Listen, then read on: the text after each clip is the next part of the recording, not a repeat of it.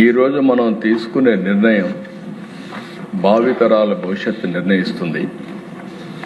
అందుకే అనేక నిర్ణయాలు మీరు ఒకసారి చూస్తే దిశ చరిత్రలో చిరస్థాయిగా మిగిలిపోయే విధంగా ఆనాటి పాలకులు కానీ ఈరోజు మనం తీసుకున్న నిర్ణయాలు ఉంటాయని చెప్పి తెలియజేస్తున్నా.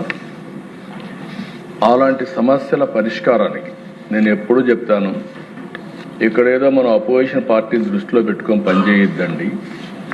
5 కోట్ల మంది ప్రజలను దృష్టిలో పెట్టుకొని మనం పనిచేయాల్సిన అవసరం ఉంది. ప్రజలకు జవాబుదారితనంగా అసెంబ్లీ ఎప్పుడు ఉండాలనేది మనందరి ఆకాంక్షగా ఉండాల్సిన అవసరం ఉంది. ఈరోజు ఈ సమావేశంలో ప్రభుత్వం చేసింది చెప్పాం, చేయబోయేది కూడా వివరించాం, పారదర్శకత పాటించడం కోసం ముందుకు పోతున్నాం. ఇది మాట్లాడే ముందు అధ్యక్ష నేను ఒక విషయం చెప్పాలి. పదే పదే మనం గుర్తు కూడా చేసుకోవాల్సిన అవసరం ఉంది. ఆంధ్రప్రదేశ్ రాష్ట్రానికి ఒక ప్రత్యేకత. 2014లో విభజన జరిగింది. విభజన జరిగినప్పుడు దీనివల్ల రాష్ట్రం పూర్తిగా నష్టపోయింది. ఆదాయం వచ్చే హైదరాబాద్ తెలంగాణకు వెళ్ళడం, రాజధాని లేని రాష్ట్రంగా ఇక్కడి నుంచి ప్రారంభించడం, 5 సంవత్సరాలు ఆ రోజు కూడా దిశ ఏదైతే ఈ సభ ఉందో 1 సంవత్సరం లోపల ఈ సభను కట్టాం. ఈ బిల్డింగ్లని కంప్లీట్ చేసి ఆ రోజు కూడా చాలామంది ఎన్నో విమర్శలు చేశారు. అయితే 1924 వచ్చిన ప్రభుత్వం మళ్ళీ నిలదొక్కునే సమయంలో విధ్వంసం చేశారు. ఆ విధ్వంసం మామూలు కాదు దిశ. అయితే అనేక సందర్భాల్లో ఎక్కువ సభలే కాకుండా ప్రజలకు కూడా అర్థం కావాల్సిన అవసరం ఉంది. అవన్నీ ఆలోచించిన తర్వాత నేను కానీ పవన్ కళ్యాణ్ గారు కానీ జనసేన అధినేత ఒకటే ఆలోచించాం, రాష్ట్రాన్ని పునర్నిర్మాణం చేయాలి, వ్యతిరేక ఓటు చేరడానికి వీలు లేదని మొట్టమొదటిసారిగా వచ్చి సంఘీభావాన్ని తెలియజేసిన వ్యక్తి పవన్ కళ్యాణ్ గారు. బీజేపీ కూడా పూర్తిగా సహకరించారు. అందుకే ముగ్గురం కలిసి ఎన్డీఏ ఏర్పాటు చేసుకున్నాం. అయితే ఆ దిశ నేను చాలా ఎన్నికలు, ఎందుకంటే ఇక్కడ ఉండే సభ్యులందరూ గుర్తుపెట్టుకోవాల్సిన అవసరం ఉంది. 3 పార్టీల్లో కూడా కొత్త సభ్యులు వచ్చారు. అదే సమయంలో ఎన్నికల ముందు నేను కూడా ఇంత అనుభవం ఉన్నప్పటికీ యంగ్స్టర్స్ తేవాలనే ఉద్దేశంతో ఆ రోజు పోరాటానికి కారకులైన కొంతమందిని కూడా, కొత్త వాళ్ళైనా కూడా అంతవరకు పార్టీతో సంబంధం లేకపోయినా న్యూట్రల్ వ్యక్తులు కూడా సీట్లు ఇచ్చి గెలిపించాం. మేము ముగ్గురం తీసుకున్న ఆ నిర్ణయం మీరు చూస్తే అధ్యక్ష, నా ఎన్నోసార్లు ఎన్నికలు మీరు కూడా పార్టీ పెట్టినప్పటి నుంచి తెలుగుదేశంలో ఉన్నారు అధ్యక్ష, మీకు ఒక ఐడియా ఉంది. ఫౌండర్ మెంబర్ మీరు. ఇన్ని ఎన్నికలు జరిగాయి కానీ మొట్టమొదటిసారిగా పెట్టిన అభ్యర్థుల్లో 94% గెలిపించారంటే అది నా మీద, పవన్ కళ్యాణ్ గారి పైన, బీజేపీ పైన విశ్వాసం అధ్యక్ష, నరేంద్ర మోడీ గారి పైన ఆ నమ్మకమే ముందు నడిపించింది. అయితే అధ్యక్ష ఈ 20 నెలలు మీరు చూశారు, అటు కేంద్రంలో ఉండే ప్రభుత్వం కానీ ఇటు రాష్ట్రంలో ఉండే ప్రభుత్వం కానీ 2 ఎన్డీఏ ప్రభుత్వాలు సఖ్యతతో పనిచేస్తున్నాం. ఆ రోజు కానీ బీజేపీ కేంద్రంలో ఉండి ఈరోజు ఎన్డీఏ లేకపోతే రాష్ట్ర ఆర్థిక పరిస్థితి అగమ్యగోచరంగా ఉన్న సందర్భంలో చాలా ఇబ్బందులు వచ్చేటివి. నేను 4వ ముఖ్యమంత్రి. నా జీవితంలో ఇలాంటి వారసత్వమైన ఆర్థిక వ్యవస్థ ఎప్పుడూ రాలేదు. మేము చాలాసార్లు మాట్లాడుకున్నప్పుడు ఎంతోమంది అన్నారు నాతో, మీరు ముఖ్యమంత్రి అవుతారు, అయిన తర్వాత మీరు ఏం చేస్తారని అడిగారు. నేను ఒకే మాట చెప్పాను, నేను ముఖ్యమంత్రి కావడమే కాదు, మేము ముగ్గురం కలిసి ఒక బాధ్యత తీసుకుంటున్నాం. ఈ రాష్ట్రాన్ని గట్టెక్కించే బాధ్యత మా భుజస్కంధాలపైన పెట్టుకొని పోరాడతాం, న్యాయం చేస్తాం, సాధిస్తామని ఆ రోజు చెప్పాను. దాని ప్రకారం ముందుకు పోతున్నాం. ఈరోజు ఇక్కడికి వచ్చినప్పుడు దిశ ఒక ప్రోగ్రెసివ్ బడ్జెట్ 3,32,000 పెట్టారు. నాకు అనునిత్యం నాకు కానీ పవన్ కళ్యాణ్ గారు కానీ మీరు చూసినప్పుడు 20 నెలల అధ్యక్ష బీజేపీ నాయకులు అందరం 3 పార్టీలు ఎలాంటి విభేదాలు లేకుండా సమన్వయంగా సమైక్యంగా ముందుకు పోతున్నాం కాబట్టి ఈరోజు అనుకున్న ప్రగతిని సాధించగలిగాం. ఇక్కడ ఇంకొక విషయం కూడా అధ్యక్ష మనందరం గుర్తుపెట్టుకోవాలి. ఈరోజు ప్రధాన ప్రతిపక్షం, నేను అపోజిషన్ అని చెప్పడం లేదు,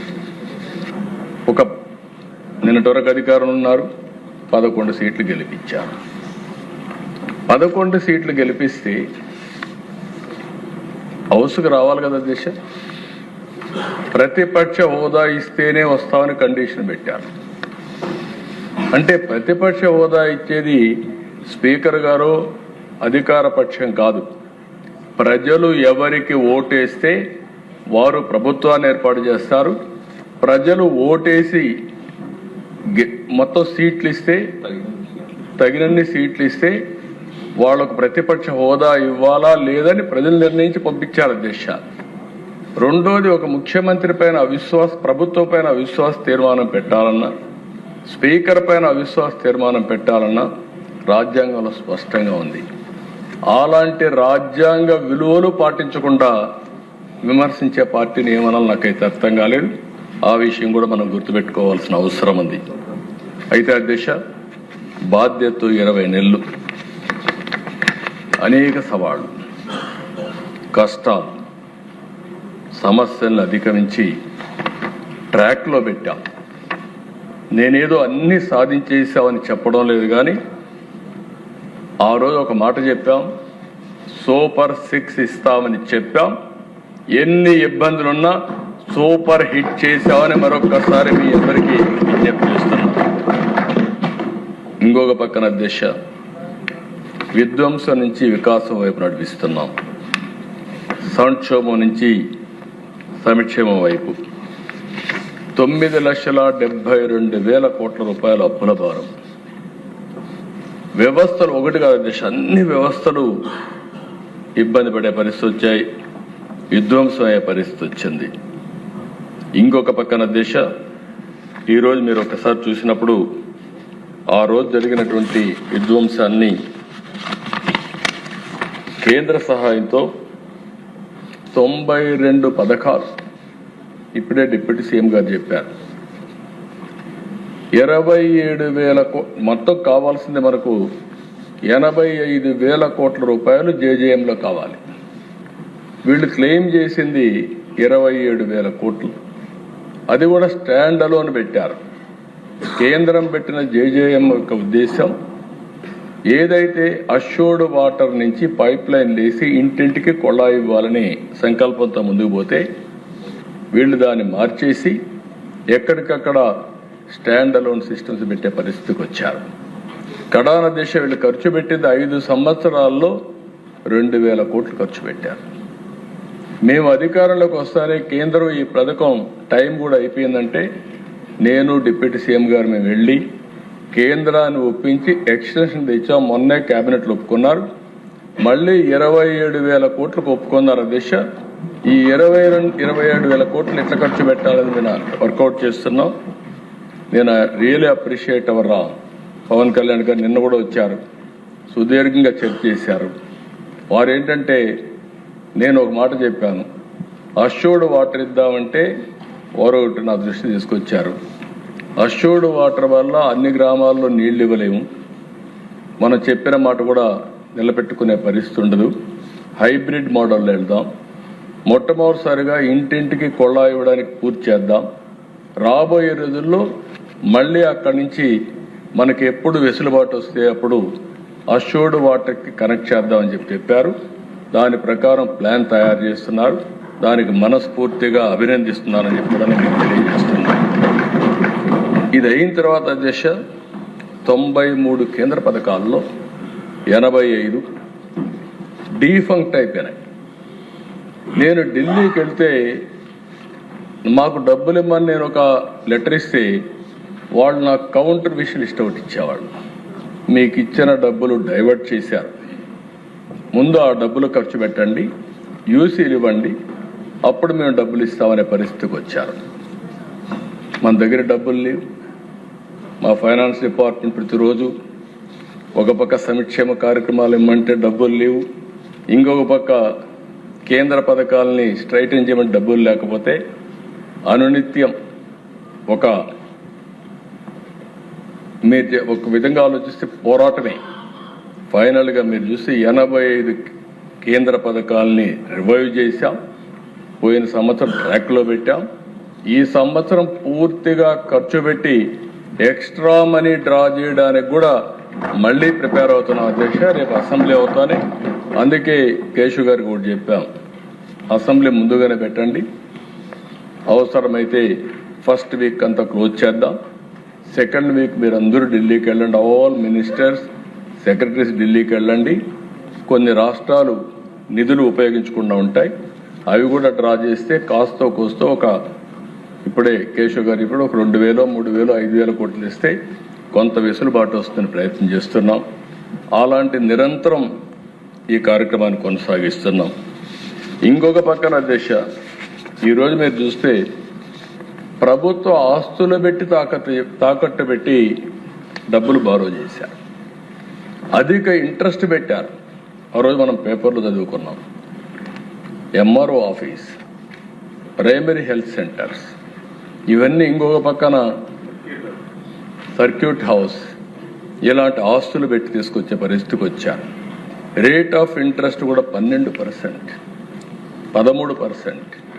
ఇష్టానుసారంగా ఎప్పుడైతే డబ్బులు కట్టరు అనే నమ్మకం లేనప్పుడు, క్రెడిబిలిటీ లేనప్పుడు ఎక్కువ ఇంట్రెస్ట్ పెట్టే పరిస్థితి వస్తుంది. అలాంటి ఇంట్రెస్ట్ కూడా పెంచి తీసుకొచ్చారు. ఈరోజు అధ్యక్ష మళ్ళీ కేంద్ర సహకారంతో కేంద్ర మంత్రి గారు కూడా పూర్తిగా సహకరిస్తున్నారు, ఫైనాన్స్ మినిస్టర్ గారు. ఇప్పటికే 43,295 కోట్ల రూపాయలు రీషెడ్యూల్ చేపించాం. దీనివల్ల 327 కోట్ల సంవత్సరానికి బెనిఫిట్ వస్తుంది. ఇది కాకుండా 1,20,000 కోట్ల రూపాయలు రీషెడ్యూల్ కోసం ప్రయత్నం చేస్తున్నాం. ఇది కూడా వస్తే 1,658 కోట్ల సంవత్సరానికి ఆర్థికంగా వెసులుబాటు వస్తుంది. దీనివల్ల కనీసం ఒక స్కీమ్ ఇవ్వడానికి అవకాశం ఉందని ముందుకు పోయే పరిస్థితిలో ఉన్నాం అధ్యక్ష. అంటే ఏ విధంగా ఒక్కొక్క స్కీమ్కి ఏ విధంగా ముందుకు పోయే పరిస్థితికి వచ్చాం. పోలవరం అధ్యక్ష ఈరోజు గర్వంగా చెప్పగలుగుతున్నా, ఆ రోజు ఈరోజు పోలవరం ప్రాజెక్టు సాధ్యమైందంటే అది ఎన్డీఏతోనే సాధ్యమైంది. ఆ రోజు మనందరూ అక్కడ గుర్తుపెట్టుకోవాల్సిన అవసరం ఉంది. హౌస్లో ఏవైతే తెలంగాణలో ఉన్న 7 మండలాలు ఇవ్వకుండా పోలవరం నేషనల్ ప్రాజెక్టు చేసుంటే అది సాధ్యమయ్యేది కాదు. మొట్టమొదటిసారిగా మోడీ గారు ప్రధానమంత్రి అవుతానే పార్లమెంటు సమావేశాల కంటే ముందే 7 మండలాలు ఆంధ్రప్రదేశ్కి ఇవ్వడానికి ఆర్డినెన్స్ పాస్ చేసి తర్వాత సమావేశం పెట్టారు. ఆ 7 మండలాలు వచ్చాయి కాబట్టి పోలవరం మనం ప్రారంభించుకునే పరిస్థితికి వచ్చాం. ఇంకొక పక్కన దేశ పోలవరంలో ఆ రోజు మనం చూస్తే ఒక వ్యక్తి స్వార్థంతో ఒక ప్రాజెక్టును కూడా ఏ విధంగా ధ్వంసం చేస్తారో మనం చూసాం. డయాఫామ్ వాల్ పూర్తిగా గోదావరిలో కొట్టుకునే పరిస్థితి వచ్చింది. నిర్లక్ష్యం, స్వార్థంతో. ఈరోజు ఈ హౌస్లోని హామీ ఇస్తున్నా, మళ్ళీ రాబోయే సంవత్సరం గోదావరి పుష్కరాల కంటే ముందే పోలవరాన్ని పూర్తి చేసి జాతికి అంకితం చేసే బాధ్యత ప్రభుత్వం తీసుకుంటామని దిశ. అందులో కూడా క్వాలిటీ కాడ రాజీ లేదు, చాలా స్పష్టంగా ఉన్నాం.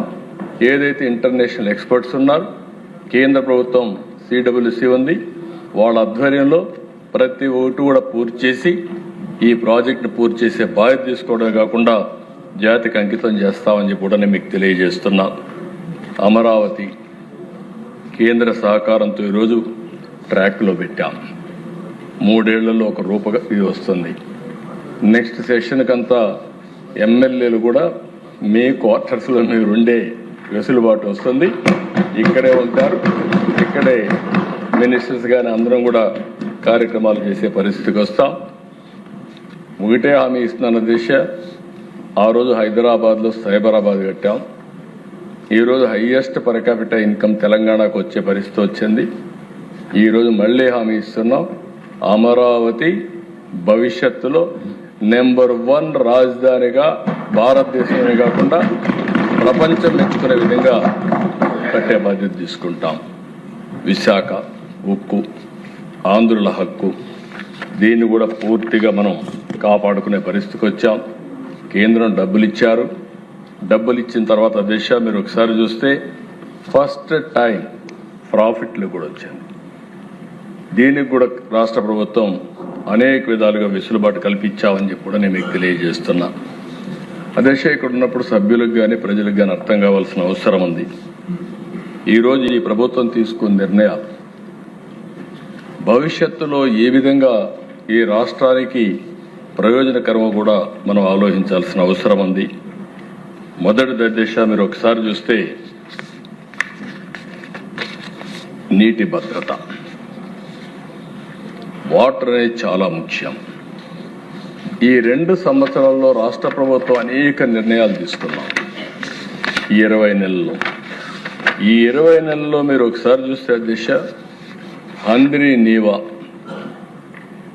ఎక్కడ కుప్పం, ఎక్కడ శ్రీశైలం మీరు చూస్తే అలాంటి ప్రాజెక్టుకి 3,500 కోట్ల రూపాయలు శాంక్షన్ చేసి పనులు పూర్తి చేసి 3 జిల్లాల్లో అన్ని మైన్ ఇరిగేషన్ ఇప్పుడే సభ్యులు కాలువ శ్రీనివాసులు కూడా చెప్పారు. దగ్గర 50-55 టీఎంసీ నీళ్లు ఈ జిల్లాలో తీసుకొచ్చామంటే ఇది ఒక చరిత్ర అని చెప్పి కూడా నేను మీకు తెలియజేస్తున్నాను. ఈరోజు అన్ని రిజర్వాయర్లు అన్నీ కూడా కళకళలాడుతున్నాయి. 628 టీఎంసీ నీళ్లు ఇప్పుడున్నాయి. ఎండాకాలం ఉంది అంటే సముద్రంలోకి పోయే నీళ్లు ఎక్కడికక్కడ సమర్థవంతమైన మేనేజ్మెంట్తో చేయగలిగాం. ఒక్క ఎగ్జాంపుల్ దిశ భూగర్భ జలాలు కూడా ఏ విధంగా పెంచామని ఒక ఎగ్జాంపుల్ మీరు చూస్తే ఒకప్పుడు సంవత్సరం భూగర్భ జలాలు ఇంకిపోయేటివి. దీనివల్ల చాలా ప్రమాదంగా ఉండేది. ఈరోజు ఆంధ్రప్రదేశ్ రాష్ట్రంలో 2 సంవత్సరాలు 2.33 మీటర్లు భూగర్భ జలాలు పెరిగాయి. ఇది ఒక బెస్ట్ ఎగ్జాంపుల్ మనందరికీ. ఇంకొక పక్క కోస్టల్ ఆంధ్రప్రదేశ్లో 2.06 మీటర్లు పెరిగింది. రాయలసీమ ఆ రోజు చెప్పా, ఈరోజు చెప్పా, ఎడారిగా మారిపోతుందన్నారు. రాళ్లసీమ అన్నారు. కాదు రతనాలసీమ చేస్తామని చెప్పి ఈరోజు అన్ని జలాశయాలు నీళ్లున్నాయి. 2.96 మీటర్లు భూగర్భ జలాలు పెరిగాయంటే అది ఈ ప్రభుత్వం యొక్క చిత్తశుద్ధికి ఒక ఉదాహరణ అని చెప్పి కూడా నేను మీకు తెలియజేస్తున్నా. దీనివల్ల లాభాలు ఏంటిని ఆలోచించే దిశ ఖరీఫ్ 6% పెరిగింది, రబీలో 10% పెరిగింది. ఈ 2 కాకుండా దిశ ఈసారి మాకు కరెంటు వినియోగం పెరగలేదు. కరెంటు వినియోగం తగ్గే పరిస్థితి వచ్చింది. అగ్రికల్చర్ ఫ్రీగా కరెంట్ ఇస్తాం. అలాంటి ఫ్రీగా ఇచ్చే కరెంటు ఎక్కువ పెరగలేదంటే దానికి గణనీయంగా మనకు బెనిఫిట్ వచ్చే పరిస్థితి వస్తుంది. దీనికి లింక్డ్ విత్ వ్యవసాయం ఇది విద్యుత్ శక్తి చూస్తే దిశ మేము ఆ రోజు ఒకటే హామీ ఇచ్చాం. ఎన్ని ఇబ్బందులున్నా కరెంటు ఛార్జీలు పెంచమని చెప్పాం, మాట నిలబెట్టుకున్నామని మరొకసారి సభ ద్వారా ప్రజలందరికీ విజ్ఞప్తి చేస్తున్నాం. ఇంకొక పక్క దిశ 32,000 కోట్ల రూపాయలు కరెంటు ఛార్జీలు పెంచారు. 1,29,000 కోట్ల రూపాయలు బకాయిలు పెంచారు. ఈరోజు మీరు ఒకసారి చూస్తే ఫస్ట్ టైం వాళ్ళు పెంచిన కరెంటు ఛార్జీలు మేము తగ్గించాం.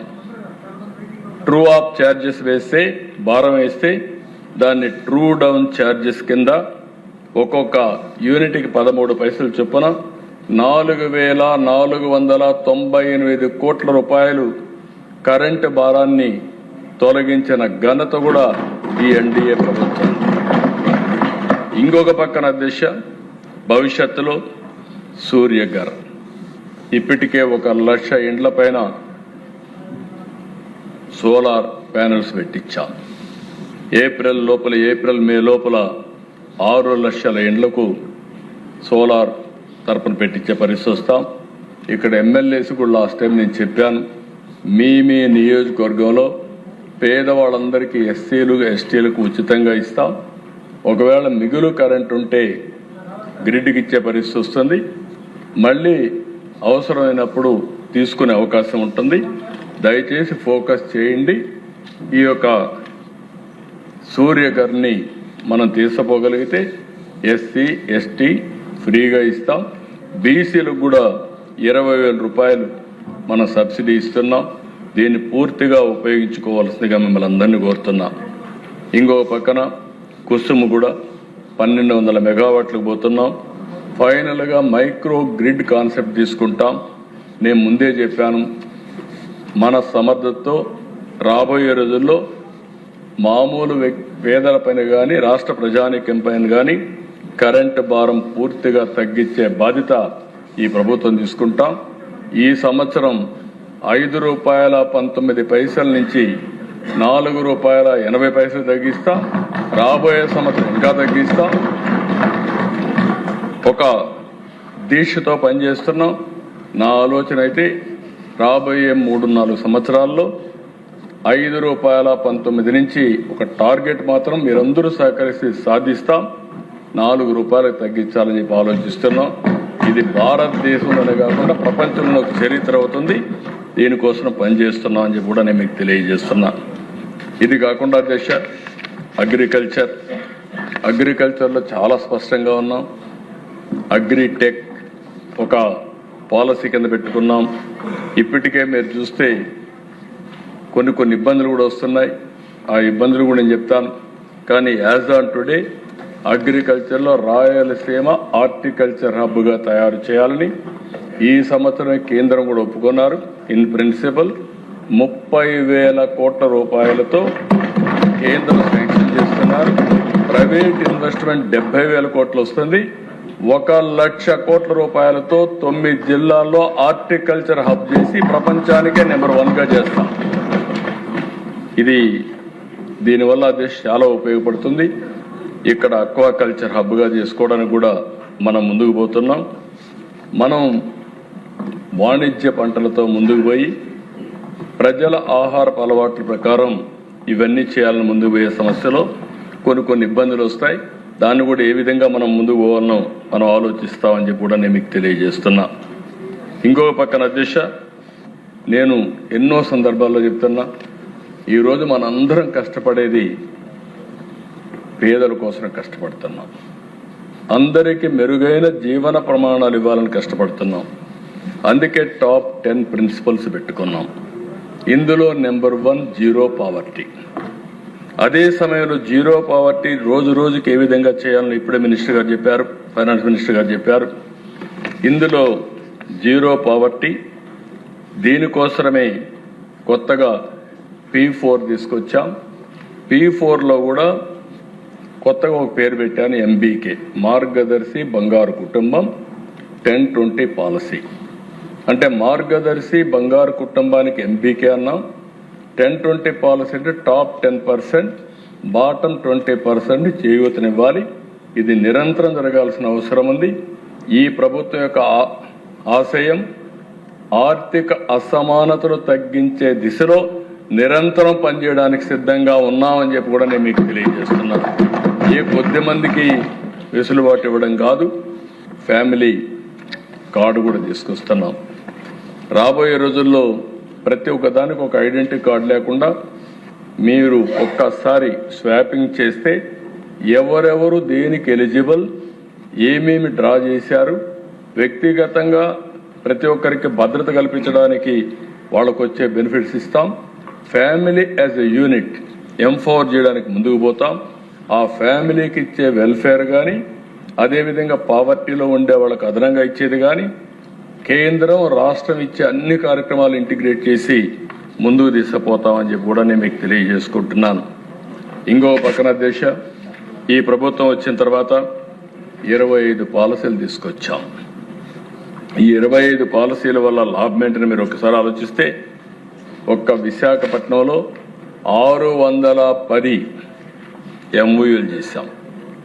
ఒకే 2 రోజుల్లో 13,25,000 కోట్ల రూపాయలు పెట్టుబడులు, 16 లక్షల మందికి ఉద్యోగాలు వచ్చే విధంగా ఆ రోజు ఒప్పందాలు చేశాం. ఇప్పటికి 15 SIP బిల్లు పెట్టాం. 9,03,562 కోట్లు క్లియర్ చేశాం. ఇంకో పక్కన దిశ ఈ 20 నెలల్లో 22,28 కోట్ల రూపాయల పెట్టుబడులు వచ్చాయి. ఇవన్నీ పూర్తయితే 23 లక్షల మందికి ఉద్యోగాలు వచ్చే పరిస్థితి వస్తుంది. ఆ రోజు చెప్పింది 20 లక్షలు చెప్పాం. ఇప్పుడు వచ్చిన పెట్టుబడులతోనే 23 లక్షల మందికి ఉద్యోగాలు వస్తాయని కూడా నేను మీకు తెలియజేస్తున్నా. మొన్నే నేను చెప్పాను, ఇప్పటికే 6,28,347 మందికి ఉద్యోగాలు ఇచ్చాం. ప్రభుత్వ ఉద్యోగాలు 30,607 మందికి ఇచ్చాం.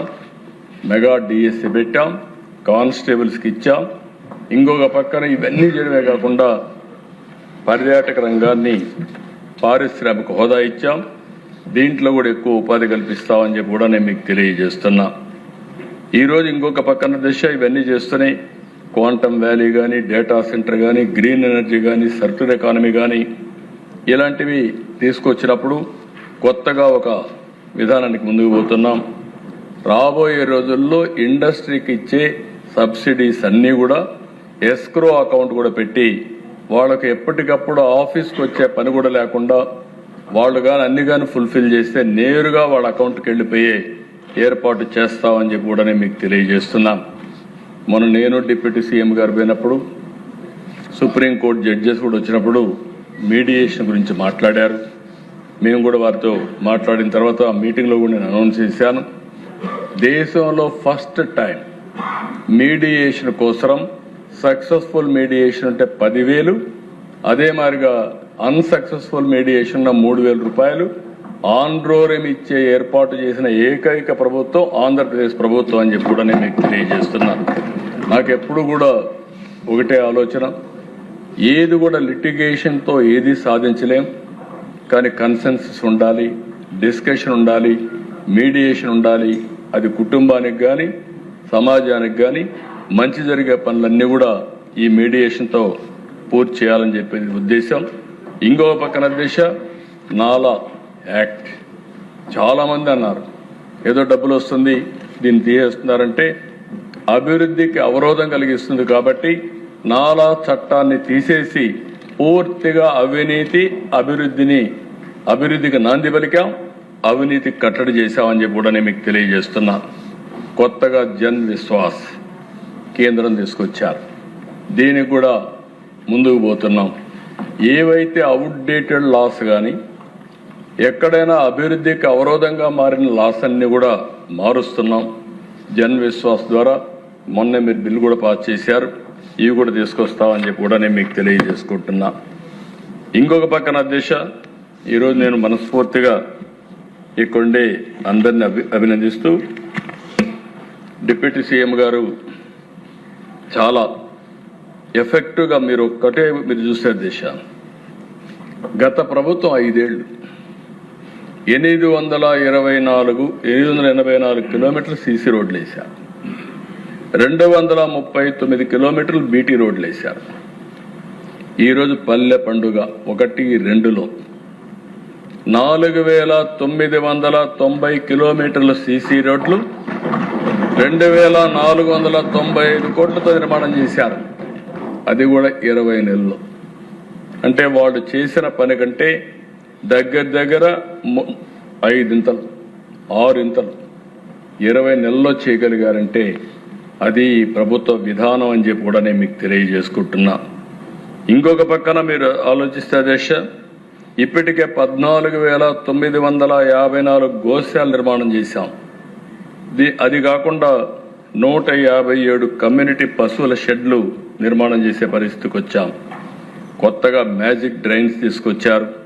ఇది కానీ సక్సెస్ అయితే చాలా వరకు డ్రైనేజ్ సమస్య కూడా పరిష్కారం అవుతుంది.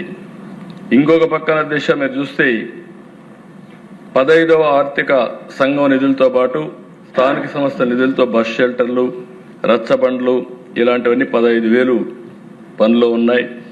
ఇలాంటివి వేరియస్ కార్యక్రమాలు మొన్న కూడా డబ్బులు లేవన్నా పట్టుబడితే 4,000 కోట్ల రూపాయలు రోడ్ల కోసం శాంక్షన్ చేశాం. డోలీ మూతలు పోవాలి అనేది డిప్యూటీ సీఎం గారు అందరి సంకల్పం. తప్పకుండా దాన్ని కూడా తొందరలోనే సాధించే దిశగా ముందుకు పోతున్నామని కూడా నేను మీకు తెలియజేస్తున్నాను. ఇంకొక పక్కన దిశ దగ్గర మీరు చూసినప్పుడు నరేగా కింద 54,94,000 కుటుంబాలకు 90 లక్షల మందికి 42 కోట్ల మందికి ఉపాధి కల్పించారు. అది కూడా ఒక హిస్టరీ. ఇవన్నీ చేసిన తర్వాత ఇప్పుడు కొత్తగా మీరు చూస్తే ఒక సమస్య, నరేగా పోయి జీరామ్జీ వస్తూ ఉంది. 40% మనం కాంట్రిబ్యూట్ చేయాలి. అయినా పర్వాలేదు, ఏమాత్రం బడ్జెట్ తగ్గకుండా నిధులు కేటాయించే విధంగా ముందుకు పోతున్నాం. రాబోయే రోజుల్లో పల్లెల వాతావరణం బ్రహ్మాండంగా తయారవుతుందనేది ఇది ఒక ఉదాహరణ మాత్రం. తప్పకుండా పల్లెల్లో కొత్త వెలుగులు చూడడానికి డిప్యూటీ సీఎం చేసే కార్యక్రమానికి పూర్తిగా సహకరిస్తామని చెప్పి కూడా నేను మీకు తెలియజేస్తున్నాను. ఈరోజు ఇక్కడ దేశ మినిస్టర్స్ అందరూ కూడా బాగా పనిచేస్తున్నారు, పోటీపడి పనిచేస్తున్నారు. ఇంకా చేయాల్సిన కూడా అవసరం ఉంది. అదేవిధంగా నేను మెగా పేరెంట్స్ టీచర్స్ ప్రోగ్రాం పెట్టి విద్యను కూడా నెక్స్ట్ లెవెల్కి తీసుకుపోవాలని చెప్పి ఆలోచిస్తున్నాం. అదే సమయంలో అధ్యక్ష, ఈరోజు మనం నిన్న పాపులేషన్ పాలసీ తీసుకొచ్చాం. ఇటీవల ఐటీ మినిస్టర్ గారు కొత్త ప్రోగ్రాం, అంటే 13 సంవత్సరాలు వయసు లోపల ఉండే వాళ్ళకి సోషల్ మీడియా బ్యాన్ చేస్తే బాగుంటుందని ఒక సూచన వచ్చింది. తప్పకుండా తొందరలోనే 90 డేస్లో 13 సంవత్సరాల లోపల ఉండేవాళ్ళు సోషల్ మీడియాకు అందుబాటు లేకుండా చేసే కార్యక్రమానికి శ్రీకారం చుడతాం. 13, 16 సంవత్సరాలు చర్చ చేస్తున్నాం. అందరూ ఒప్పుకుంటే దాన్ని కూడా ఏం చేయాలని ఆలోచిద్దాం. అల్టిమేట్గా సోషల్ మీడియా వల్ల మన పిల్లలు నష్టపోవడానికి వీలు లేదు. దానికి ప్రభుత్వం కట్టుబడి ఉంటుందని మరొకసారి మీ ద్వారా రాష్ట్ర ప్రజానికానికి విజ్ఞప్తి చేస్తున్నాను. ఇది కాకుండా దిశ స్వర్ణాంధ్ర 2047 10 సూత్రాలు పెట్టుకున్నాం. దాని ఫలితాలు ఇప్పుడే చెప్పాను. Short term, medium term, long term లక్ష్యాలతో యాక్షన్ ప్లాన్ తయారు చేశాం. 3 రీజన్లుగా అభివృద్ధి ప్రణాళిక తయారు చేసుకుంటున్నాం. అభివృద్ధి వికేంద్రీకరణ జరగాలి. మన రాజధాని అమరావతి, ఏకైక రాజధాని అమరావతి. తప్పకుండా కర్నూలుకి హైకోర్టు బెంచ్ సాధిస్తామని మరొకసారి ఈ సభలో విజ్ఞప్తి చేస్తున్నా. ఆ దిశగా ముందుకు పోతున్నాం. తొందరలో దాన్ని సాధించాల్సిన అవసరం ఉంది, సాధిస్తాం. అదే సమయంలో సుప్రీంకోర్టు అనుమతితోనే, ఎందుకంటే మన దగ్గర ఉంటే ఎప్పుడో అయి ఉండేది. ఇది రాష్ట్ర హైకోర్టు ఒప్పుకోవాలి, సుప్రీంకోర్టు ఆమోదించాలి. దానికి కేంద్రం సహకరిస్తే ఆటోమేటిక్గా అవుతుంది. కేంద్రం సహకరిస్తున్నారు. కోర్టులో కూడా మనం వర్కౌట్ చేసుకొని అది పూర్తి చేయాల్సిన అవసరం మనం రికమెండ్ చేశాం. ఇంకొక పక్కన దేశ అభివృద్ధి వికేంద్రీకరణ ఈ ప్రభుత్వం యొక్క లక్ష్యం. అన్ని ప్రాంతాల అభివృద్ధి కావాలి. అందుకే ఈ అన్ని ప్రాంతాలను అభివృద్ధి చేస్తామని చెప్పి కూడా నేను మీకు తెలియజేసుకుంటున్నాను. ప్రతి ఒక్కరికి ఇల్లు, త్రాగునీరు, డ్రైనేజ్ వ్యవస్థ, టాయిలెట్, వంట గ్యాస్, ఇంటర్నెట్, సోలార్ ఇవన్నీ కూడా ఇస్తాం. ప్రతి ఒక్క ఇంట్లో ఒక ఆంటర్‌ప్రెన్యూర్ తయారు చేయాలని ఆలోచిస్తున్నాం. నేను మహిళలందరికీ విజ్ఞప్తి చేస్తున్నా. ఎల్లుండి మనం 8వ తారీఖున అంతర్జాతీయ మహిళా దినోత్సవం జరుపుకుంటున్నాం. ఈ సందర్భంగా పోయిన సంవత్సరం మనం 1,00,000 పారిశ్రామికవేత్తలుగా తయారు చేస్తున్నాం. ఈరోజు 1,00,000 పారిశ్రామికవేత్తల్ని మహిళా సంఘాలు, మెప్మా సంఘాలు తయారు చేశాం. రాబోయే ఇంటర్నేషనల్ మహిళా దినోత్సవంలో 5 లక్షల మంది ఎంఎస్ఎంఈలుగా పారిశ్రామికవేత్తలుగా తయారు చేసి సంకల్పం పెట్టుకుంటున్నాం. అది కూడా సాధిస్తామని చెప్పి నేను మీకు తెలియజేస్తున్నా. ఇంకో పక్కన ఈ ఉగాది కంటే ముందు 3 లక్షల గృహ ప్రవేశాలు చేస్తాం. దానికి కూడా శ్రీకారం చుట్టాం. ప్రతి ఒక్కరికి ఇల్లు కూడా మన బాధ్యత. దానికి శ్రీకారం చుట్టాం. అది కూడా పూర్తి చేస్తాం. అల్టిమేట్గా దేశ నేను కొన్ని విషయాలు ఇక్కడుండే మనందరికి కూడా చెప్పాల్సిన అవసరం ఉంది. మనం 2047 ఈ విజన్లో వెల్తీ, హెల్తీ, హ్యాపీ సొసైటీ, దీనికోసం మనం ముందుకు పోతున్నాం. ఒక మంచి సమాజ రూపకల్పన కోసం ముందుకు పోతున్నాం. అందరి ఆరోగ్యం బాగుండాలని, నాణ్యమైనటువంటి జీవనాన్ని అందించాలని, అభివృద్ధి కేవలం సంపదే కాదు, అదే సమయంలో యువతకు విలువలు కూడా నేర్పించాలని, కుటుంబ విలువలు, మన సంస్కృతి సాంప్రదాయాలు మనం నేర్పించాలని నిన్ను కూడా మనం చర్చించుకున్నాం. అయితే ఈరోజు సంజీవని తీసుకొస్తున్నాం.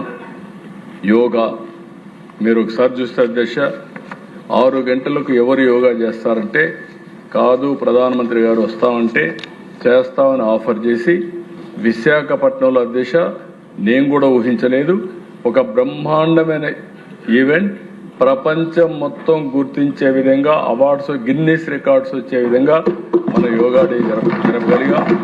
నేను ఒకటే చెప్తున్నా, టెక్నాలజీ ఎంతున్నా లేకపోతే నాలెడ్జ్ ఎంతున్నా, లేటెస్ట్ ఫార్మాస్యూటికల్స్ మనం వాడినా, అల్టిమేట్గా మన ఆరోగ్యాన్ని కాపాడుకోవాలంటే మన వారసత్వ సంపద యోగా, దీన్ని కూడా మనం అనుసంధానం చేసుకోవాల్సిన అవసరం ఉంది.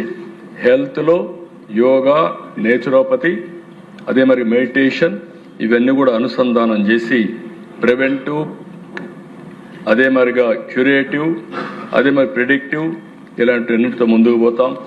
నిన్న కూడా మనం పాపులేషన్ పాలసీ గురించి మాట్లాడాం. సిజేరియన్ ఆపరేషన్ తగ్గించాలి.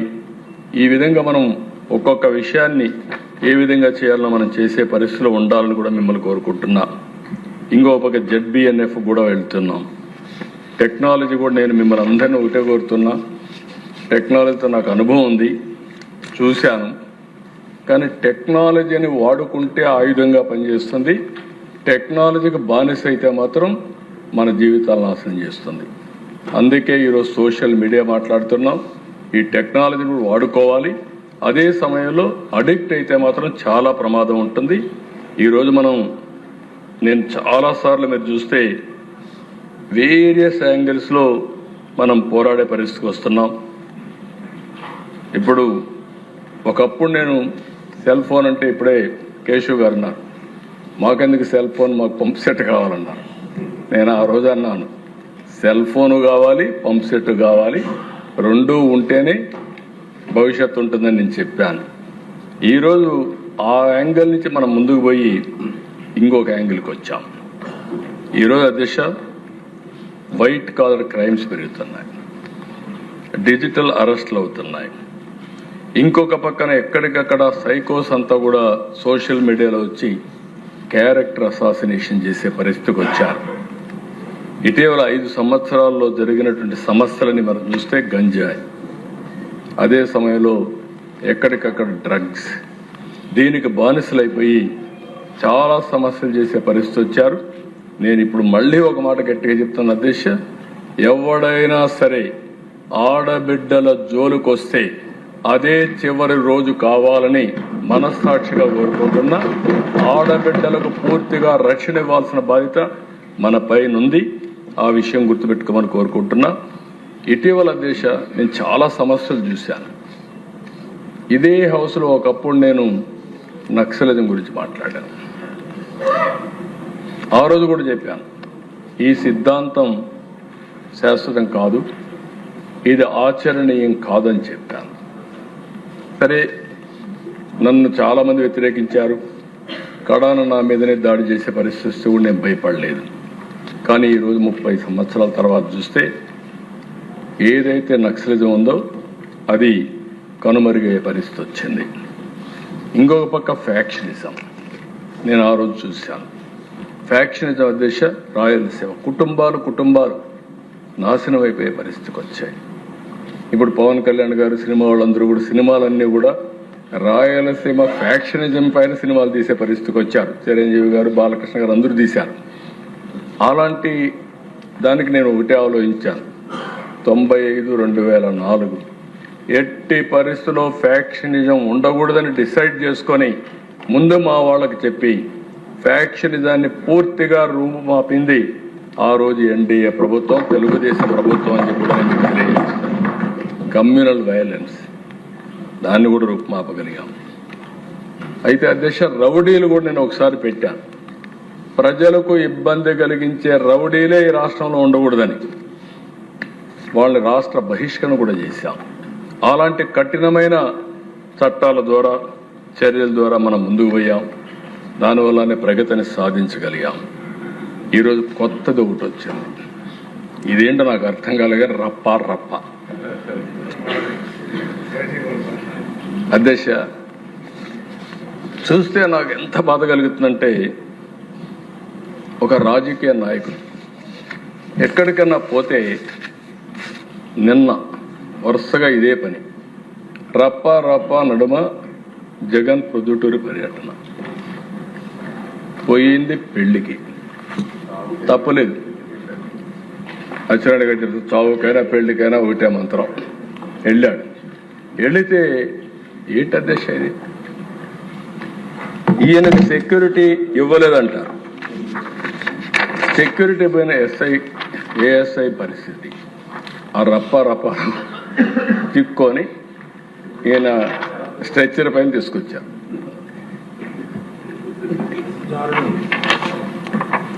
ఇమాజిన్.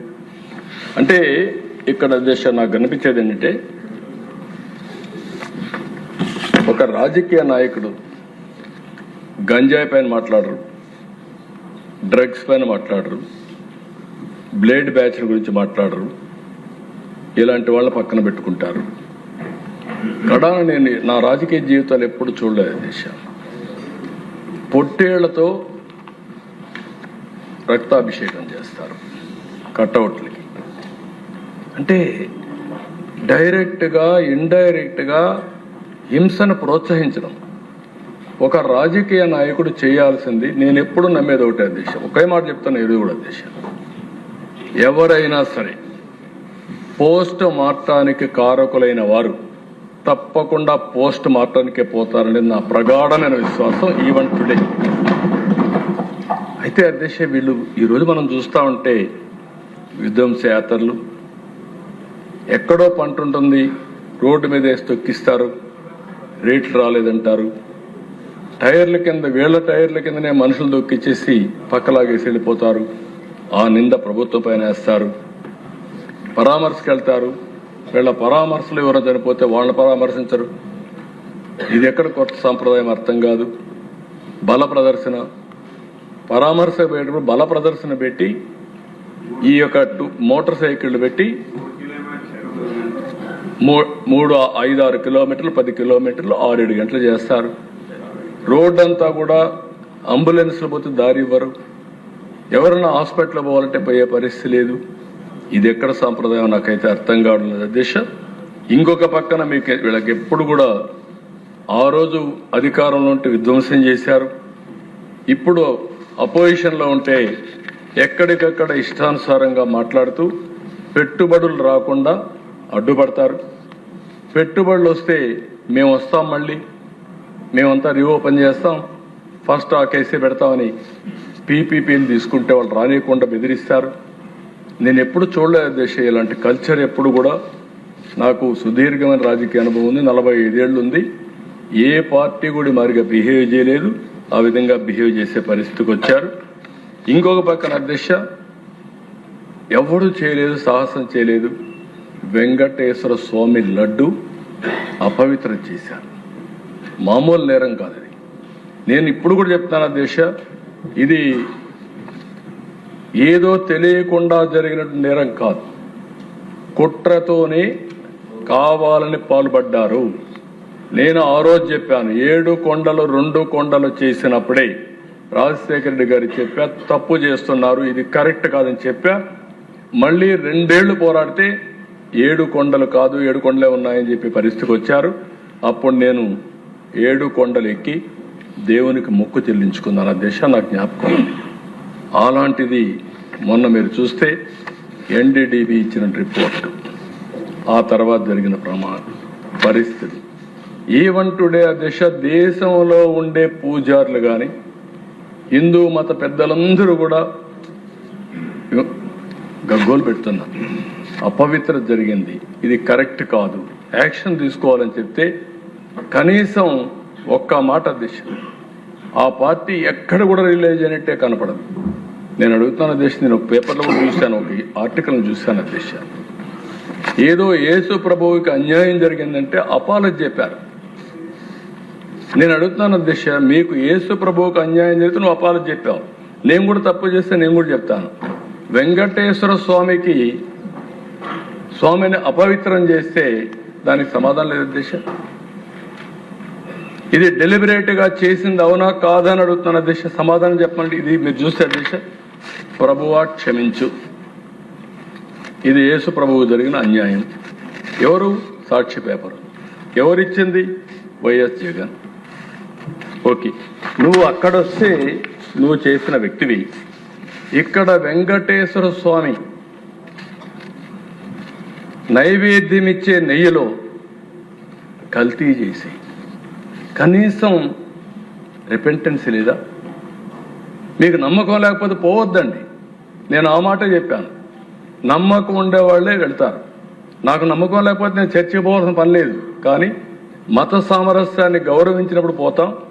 అక్కడుండే మత పెద్దలు చెప్పినట్టు నేను వ్యవహరించాలి.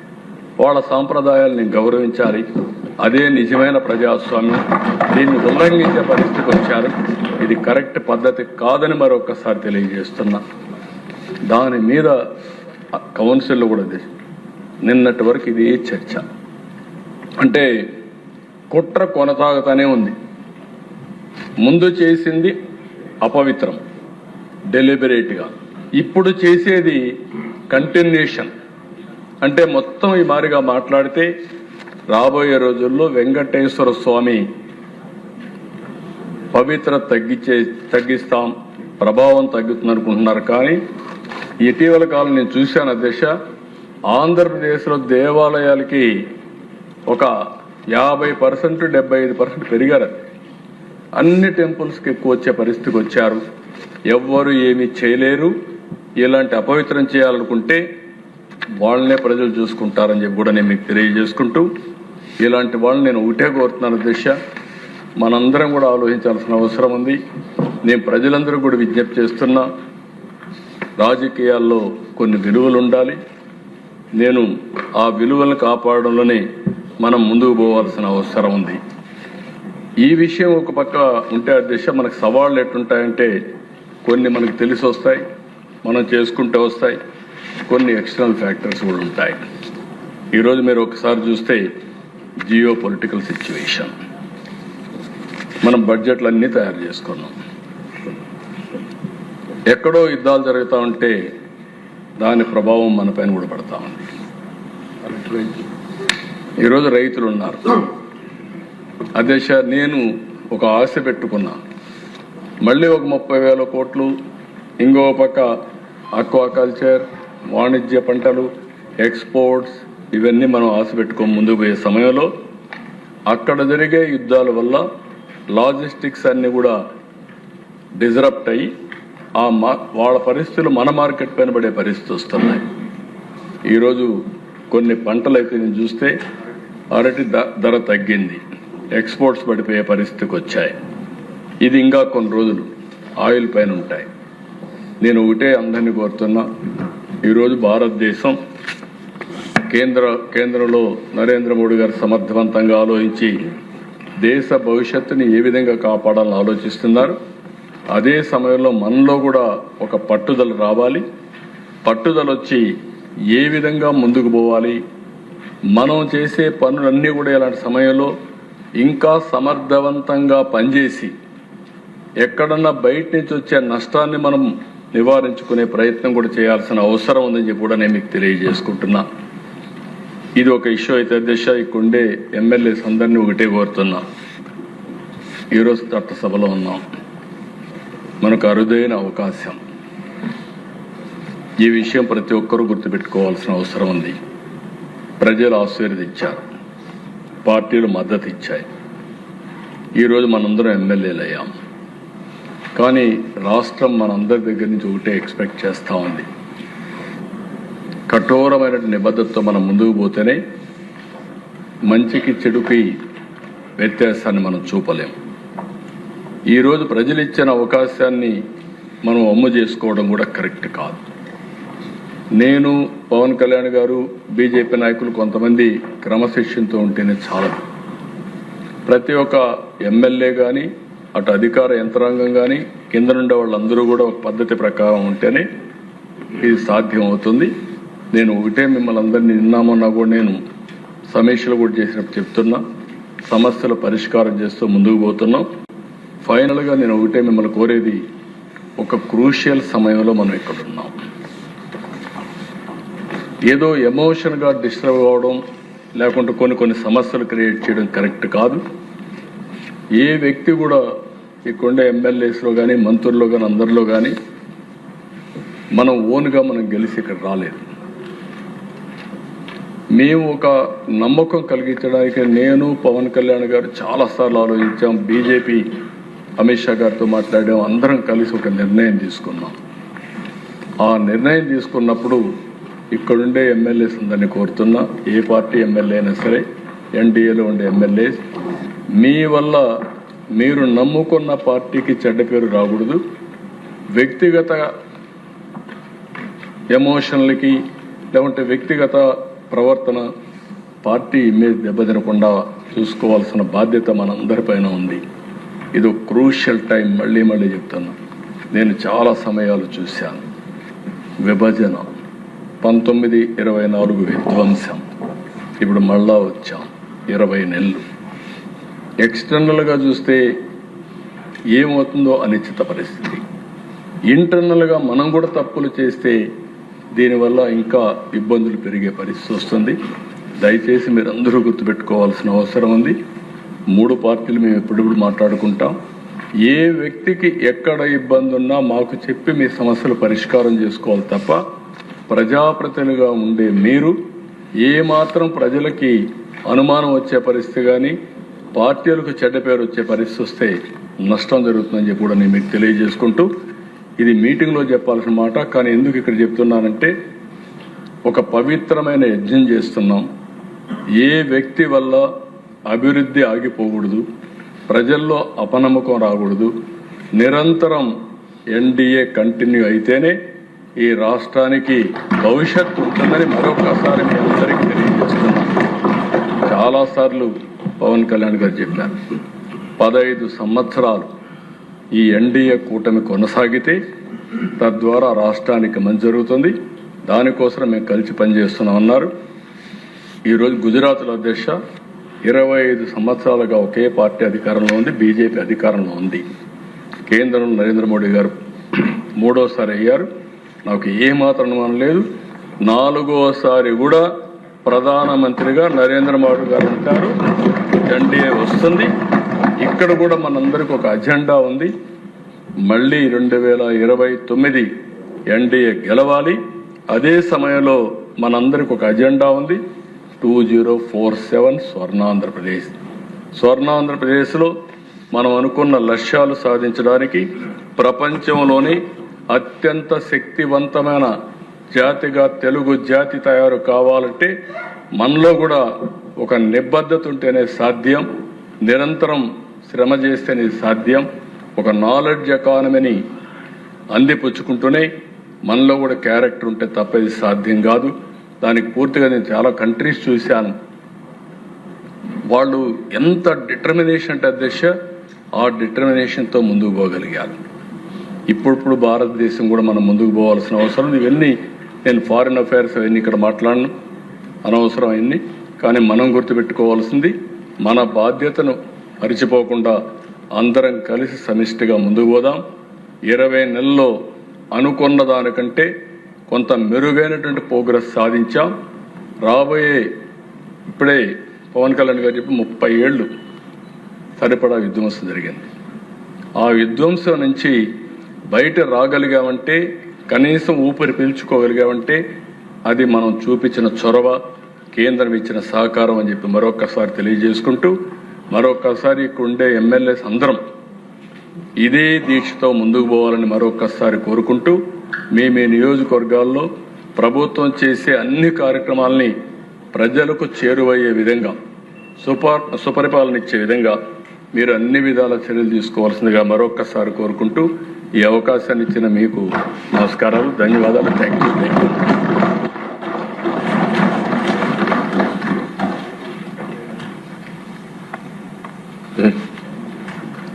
ఇప్పుడు విషయం